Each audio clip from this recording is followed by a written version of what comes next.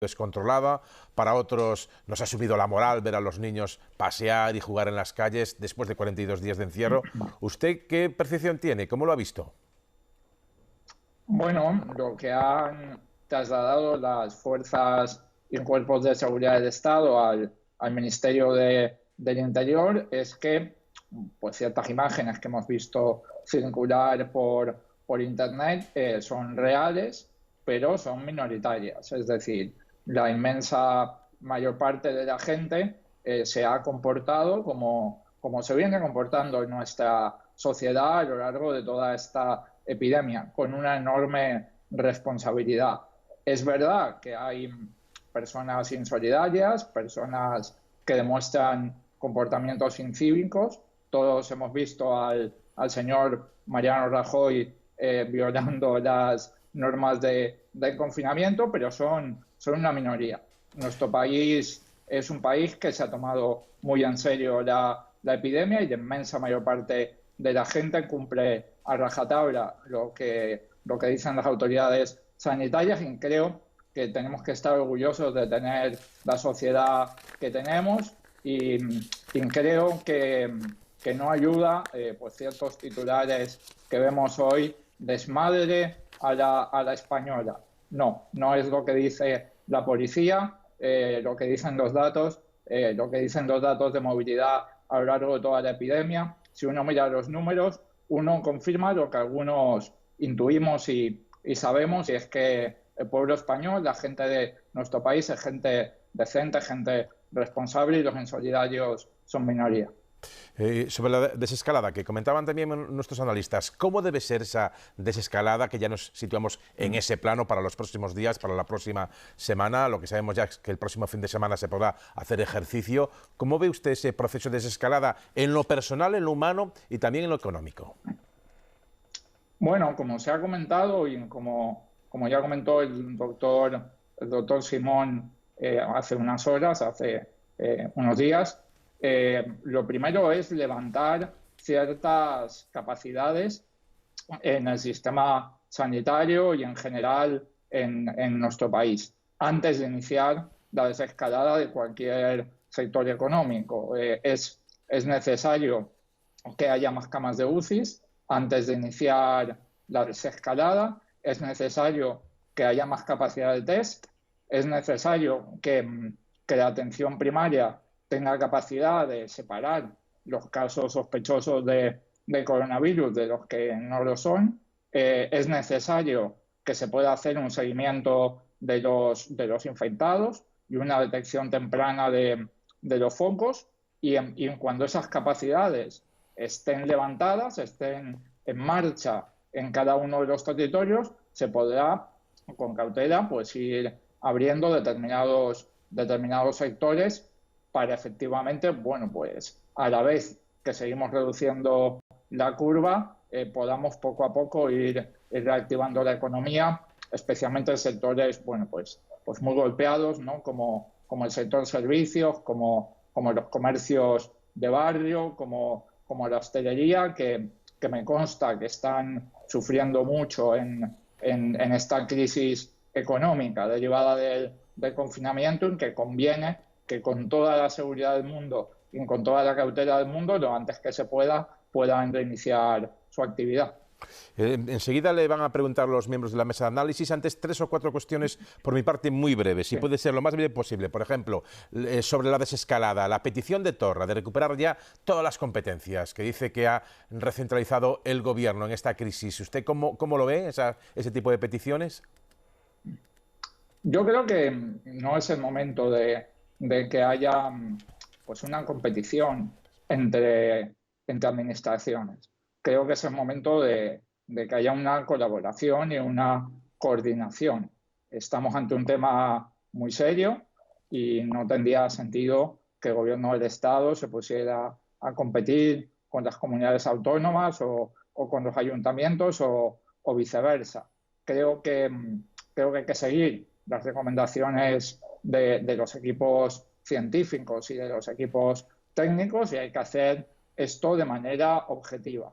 Y cuando uno lleva a cabo un proceso tan complicado como este, atendiendo a marcadores, atendiendo a indicadores cuantitativos, atendiendo al levantamiento de capacidades objetivas para controlar la epidemia, no hay lugar a la competición porque realmente no se están tomando decisiones políticas, sino que se están tomando decisiones basadas en los datos y en la evidencia, con lo cual creo que es el momento de coordinarnos. Evidentemente nada se puede hacer sin las comunidades autónomas, sería pecar de prepotencia que el gobierno español pensara que lo puede hacer todo solo. Es evidente que las comunidades autónomas son una parte fundamental de lo que tenemos por delante, pero creo que no en clave de competición, sino en clave de colaboración.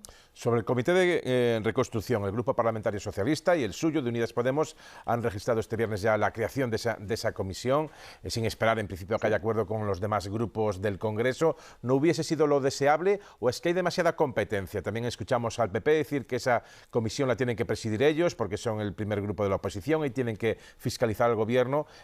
¿No empieza un poco complicada ya esta comisión de reconstrucción?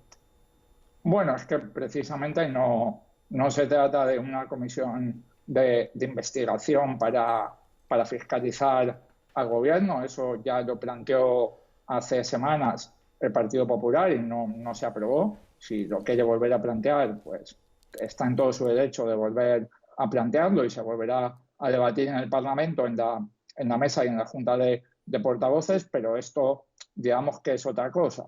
Esto es una comisión para estudiar las mejores medidas en el medio y en el largo plazo para reconstruir la economía y el tejido productivo en nuestro país. Este es el objetivo fundamental que expuso el presidente del gobierno y que tiene esta comisión, y ahí creo que lo importante no es tanto el esquema de funcionamiento o quién la preside como los contenidos. Creo que lo importante es que todo lo que hemos aprendido con dolor y con sufrimiento en esta epidemia lo podamos plasmar en un plan que considera que rebote nuestra economía lo antes posible, que no deje a nadie atrás, que proteja a todo el mundo y además que nos permita tener un modelo productivo más resistente, ¿no? Cuando sufrimos una crisis como esta. Creo que hay consensos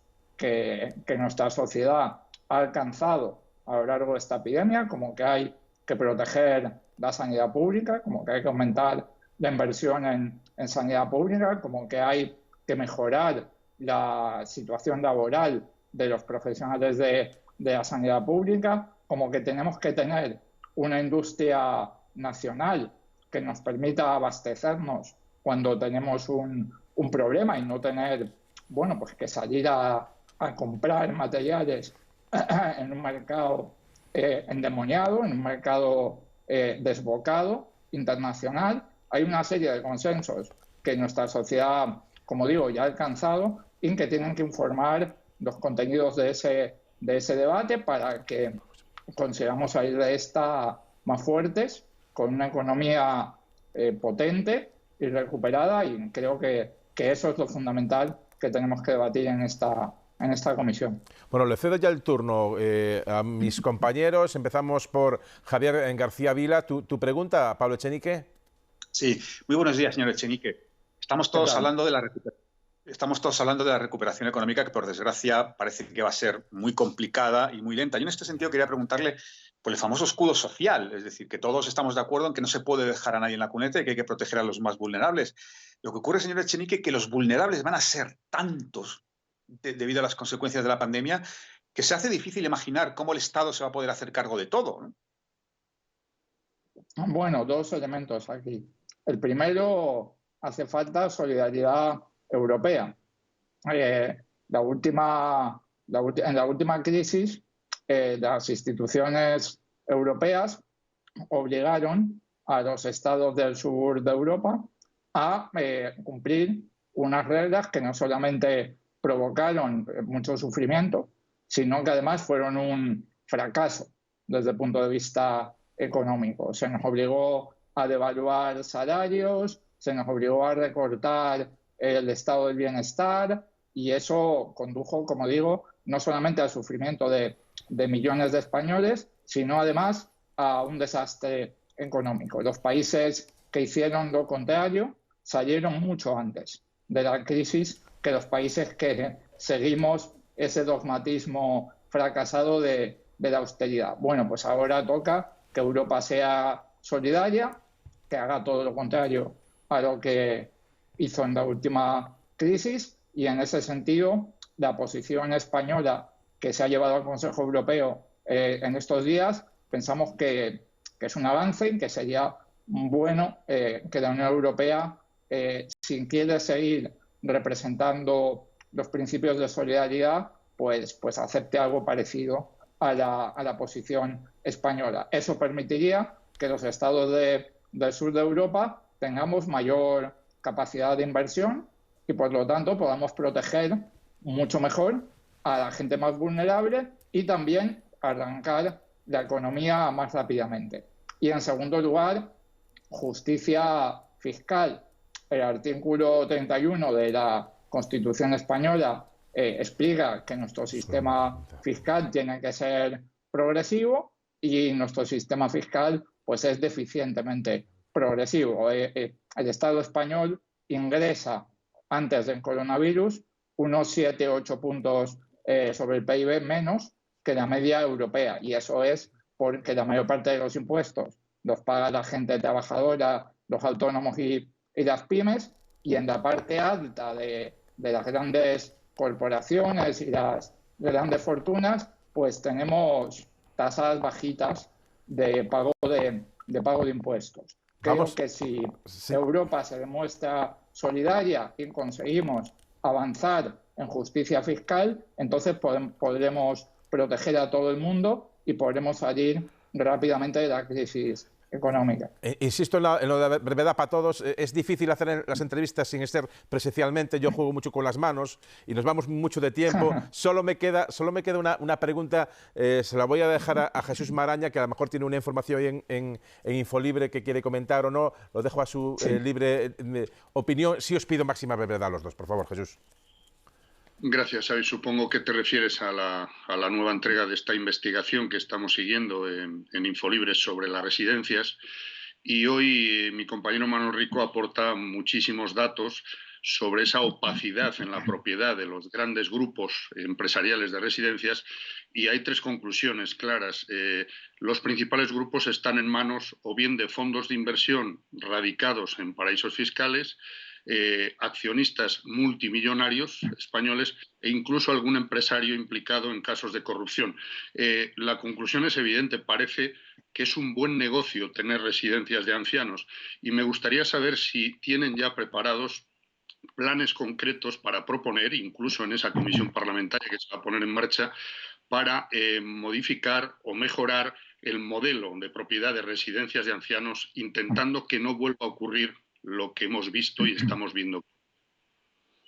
Sí, muchas gracias, Jesús, por la pregunta. Efectivamente, vamos a proponer medidas contundentes en este sentido. Es absolutamente inconcebible que se haya puesto en manos de buitres en cuidado de nuestros mayores. Es absolutamente inconcebible, y creo que lo que estamos viendo estos días en las residencias lamentablemente tiene mucho que ver con esas decisiones que se han tomado en el pasado. Hay que hacer una revolución en la economía de cuidados. Tenemos que tener un sistema de dependencia que respete la dignidad de los dependientes y también de los trabajadores y trabajadoras del sector, y en concreto el modelo de propiedad de las residencias de ancianos no puede ser el actual. No podemos permitir que nuestros abuelos y abuelas pues tengan que malvivir en ciertos centros desabastecidos y con personal precario, pues porque haya un buitre o haya un fondo de inversión extranjero que está exprimiendo el máximo beneficio de algo tan sensible como es el cuidado de nuestros mayores. Efectivamente, este tiene que ser uno de los ejes fundamentales de reconstrucción del país, basado en las enseñanzas que, como decía antes, con dolor y con sufrimiento nos ha dejado el coronavirus. Estamos ya, señor Echenique, fuera de tiempo, pero como es el siguiente asunto que vamos a tratar, si me puede contestar en 10 segundos mejor que en 15, ¿le parece buena idea que ya no haya uniformados en las ruedas de prensa a partir de hoy?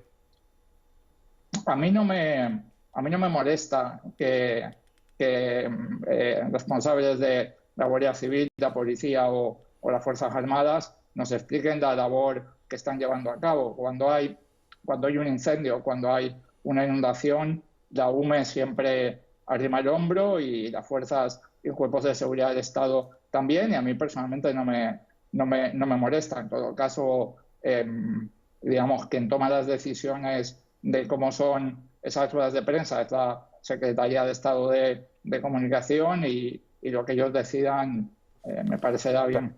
Perfecto. Pues Pablo Echenique, portavoz de Unidas Podemos en el Congreso, muchísimas gracias, como siempre, por atender la llamada de la televisión pública. Muchísimas gracias. Pues vamos a quedarnos con este asunto.